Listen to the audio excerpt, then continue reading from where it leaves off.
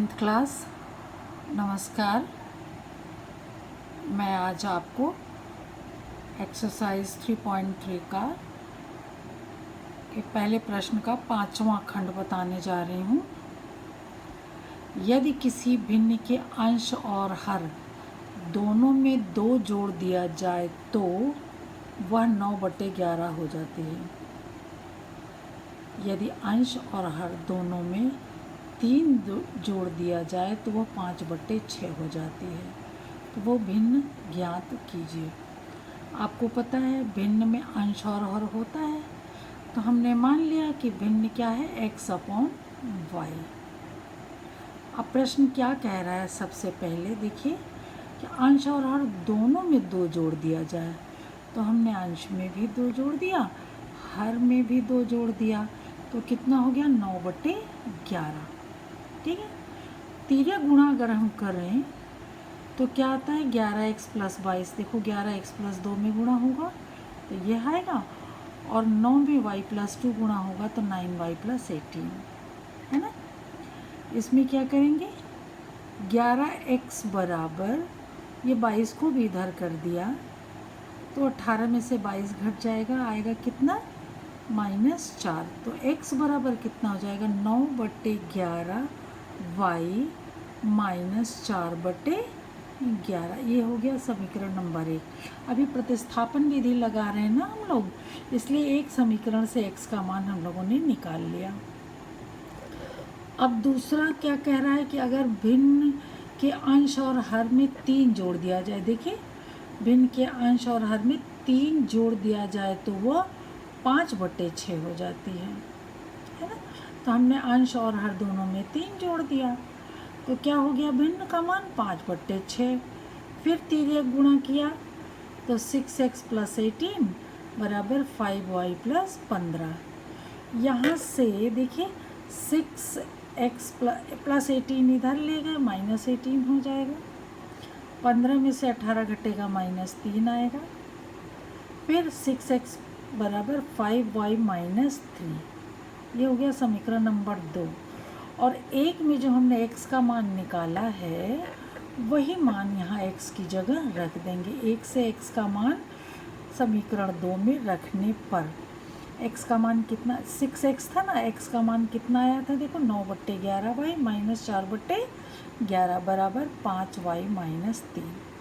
अब देखिए आप दोनों तरफ y ही है तो इधर का y इधर का y एक तरफ कर लेंगे। देखो ये 9×6 = 54/11y हो जाएगा, और ये 5y इधर आके -5y हो जाएगा, और इधर ये -3 था, और ये -4/11 में जब 6 से गुणा होगा तो -24/11 आएगा, इधर आकर +24/11 हो जाएगा, है ना। अब 11 से अगर पूरे में गुणा कर दें तो यहाँ कितना, 11 × 33 में से 24 गया, -9/11 होगा।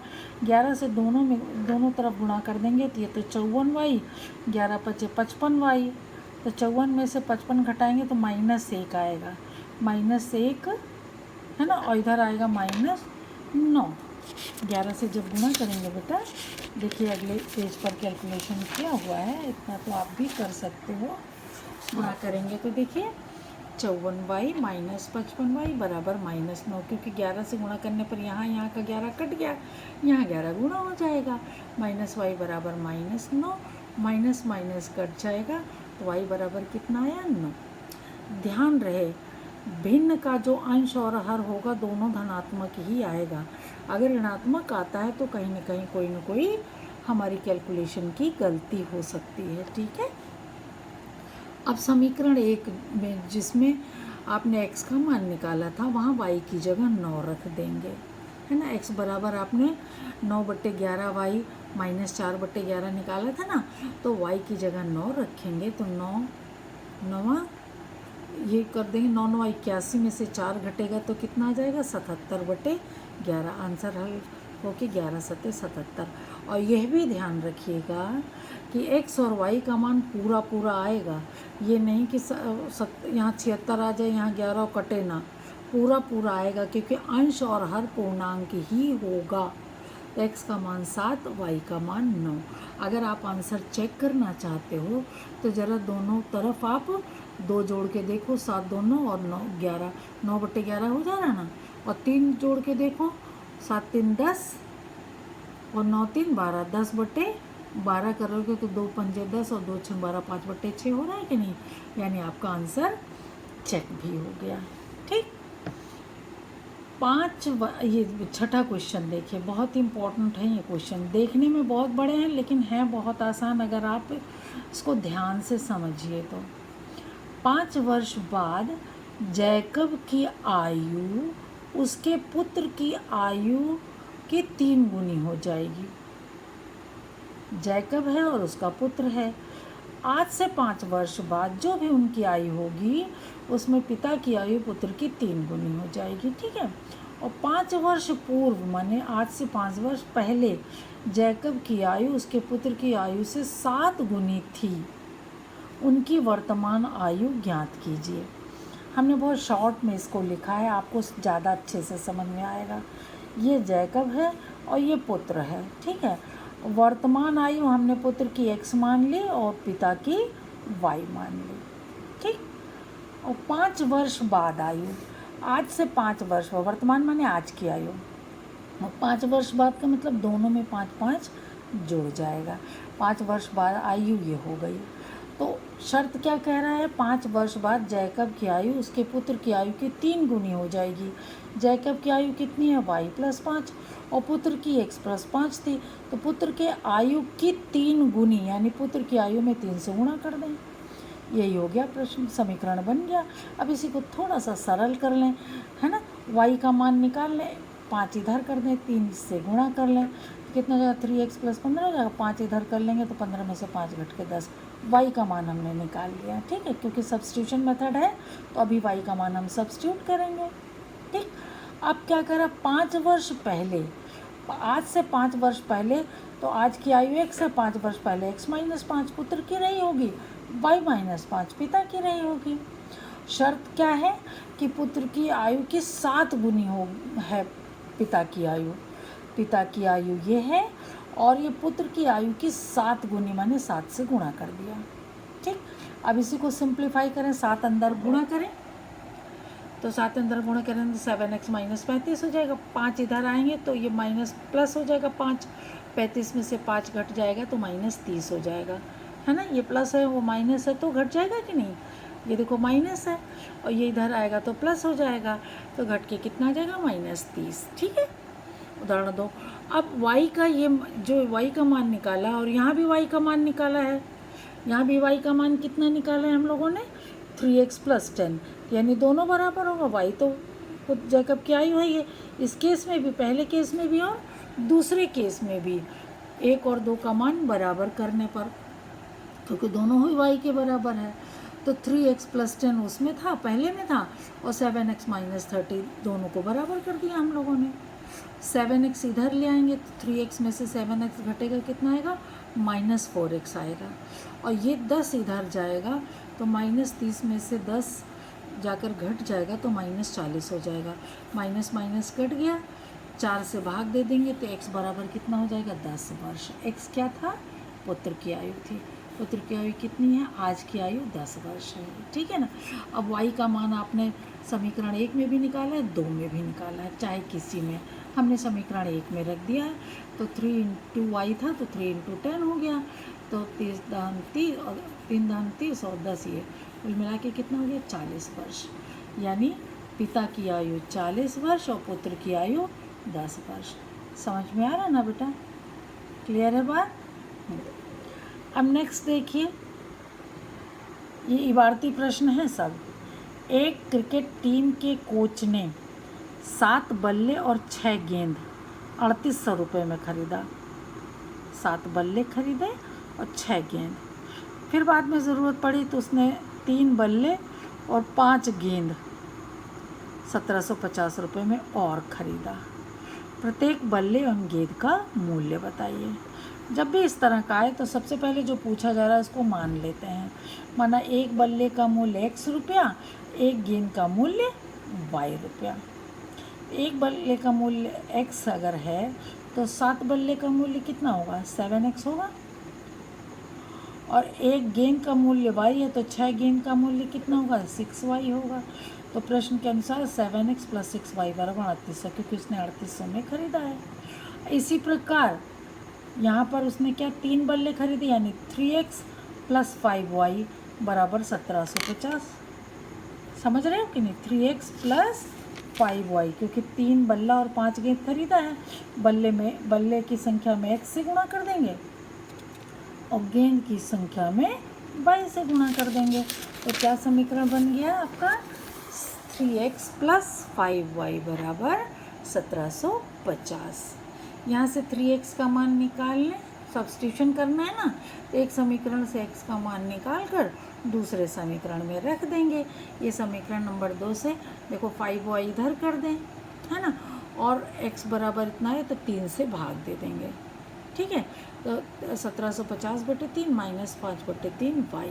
ठीक है, 3 से हर पद में भाग दे दिया, ये 3 से भाग दे दिया तो ऐसा आ गया। ये मान समीकरण 1 में रखने पर, समीकरण 1 कितना था, 7x - 7x + 6y बराबर 38 था। तो x की जगह हम लोगों ने ये मान रख दिया।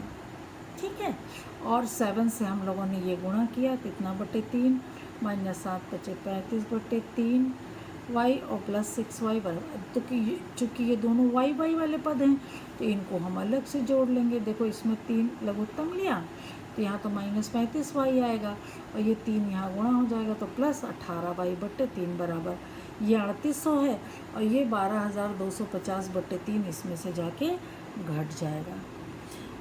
35 और 18 घटेगा तो देखो एक -1 प्लस घटेगा, -17y/3 बराबर, ये 11400 - 12250 घट के, चूँकि दोनों के हर में 3 है तो काट दिया। यहाँ -17y आया था, यहाँ -1850 आया, घटाने पे माइनस कट गया। y बराबर निकालेंगे, 17 से भाग दे दिया, 17 × 25 = 85, कितना आ गया, 50 रुपये। y का मान 50 रुपये आया, समीकरण 1 में रख देंगे, जिसमें x का मान 1750/3 - 5y/3 था ना।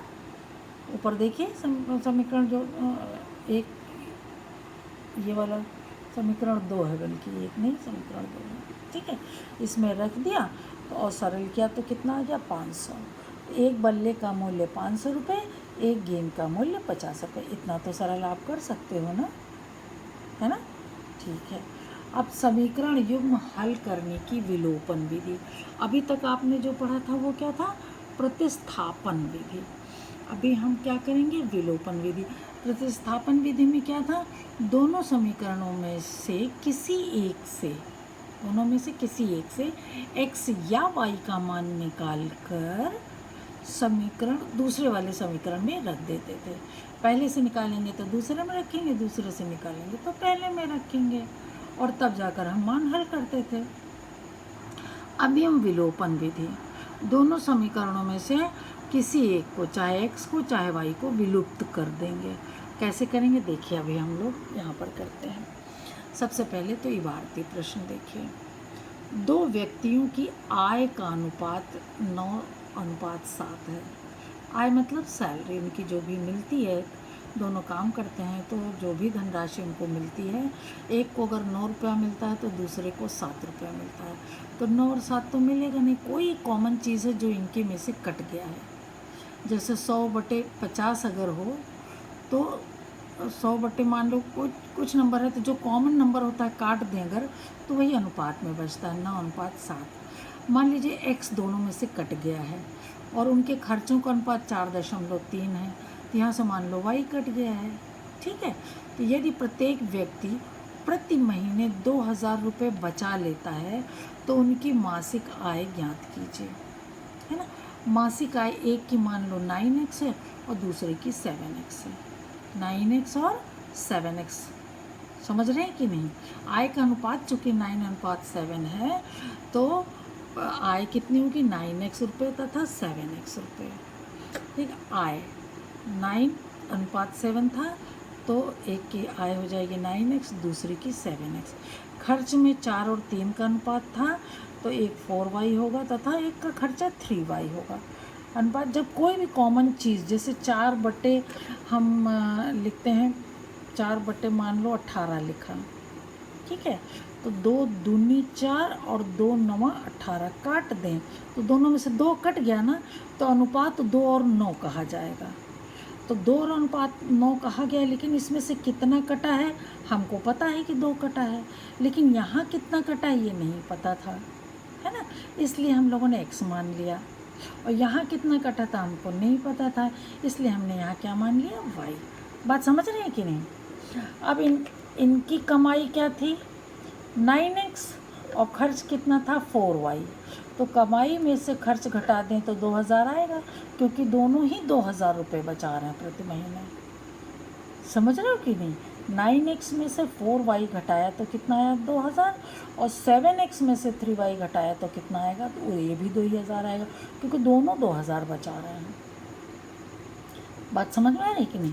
पहले वाले का खर्च कमाई 9x है तो खर्च 4y है, दूसरे वाले का आय कितनी है 7x है, खर्च कितना है 3y है, तो घटने पे जो बचत आ रही है वो 2000 दोनों की आ रही है। क्लियर हो गई बात?